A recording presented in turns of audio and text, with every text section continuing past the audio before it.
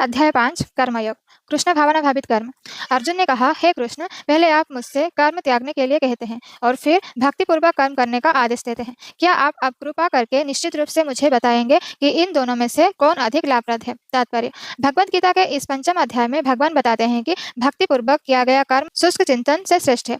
भक्ति पथ अधिक सुगम है क्योंकि दिव्य स्वरूपा भक्ति मनुष्य को कर्म बंधन से मुक्त करती है। द्वितीय अध्याय में आत्मा तथा उसके शरीर बंधन का सामान्य ज्ञान बतलाया गया है। उसी में बुद्धि योग अर्थात भक्ति द्वारा इस भौतिक बंधन से निकलने का भी वर्णन हुआ है। तृतीय अध्याय में यह बताया गया है कि ज्ञानी को कोई कार्य नहीं करने पड़ते। चतुर्थ अध्याय में भगवान ने अर्जुन को बताया है कि सारे यज्ञों का पर्यवसान ज्ञान में होता है, किंतु चतुर्थ अध्याय के अंत में भगवान ने अर्जुन को सलाह दी कि वह पूर्ण ज्ञान से युक्त होकर उठ करके युद्ध करे। अतः इस प्रकार एक ही साथ भक्तिमय कर्म तथा ज्ञान युक्त अकर्म की महत्ता पर बल देते हुए कृष्ण ने अर्जुन को संकल्प को भ्रमित कर दिया है। अर्जुन यह समझता है कि ज्ञानमय संन्यासम का अर्थ है इंद्रिय कार्यों के रूप में समस्त प्रकार के कार्यकलापों का परित्याग, किंतु यदि भक्ति योग में कोई कर्म करता है तो फिर कर्म का किस तरह त्याग हुआ? दूसरे शब्दों में वह यह सोचता है कि ज्ञानमय संन्यास को सभी प्रकार के कार्यों से मुक्त होना चाहिए क्योंकि उसे कर्म तथा ज्ञान असंगत से लगते हैं।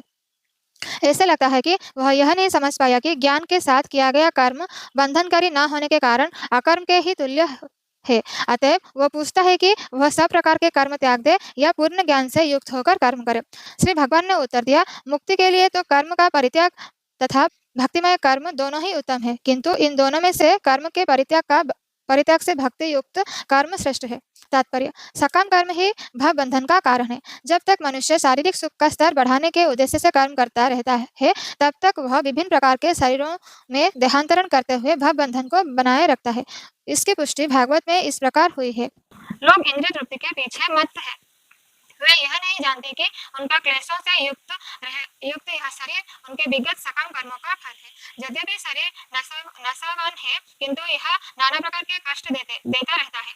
अतः इंद्रिय तृप्ति के लिए कर्म करना श्रेयस्कर नहीं है। जब तक मनुष्य अपने असली स्वरूप के विषय में जिज्ञासा नहीं करता, उसका जीवन व्यर्थ रहता है, और जब तक वह अपने स्वरूप को नहीं जान लेता, तब तक उसे इंद्रिय तृप्ति के लिए सकाम कर्म करना पड़ता है, और जब तक वह इंद्रिय तृप्ति की इस चेतना में फंसा रहता है, तब तक उसका देहांतरण होता रहता है। भले ही उसका मन सकाम कर्मों में व्यस्त रहे और अज्ञान द्वारा प्रभावित हो, किंतु उसे वासुदेव की भक्ति के प्रति प्रेम उत्पन्न करना चाहिए। केवल तभी भावबंधन से छूटने का अवसर प्राप्त कर सकता है।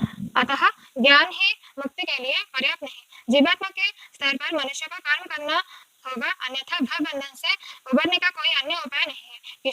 किंतु कृष्ण भावना भावित होकर कर्म करना सकाम कर्म नहीं है।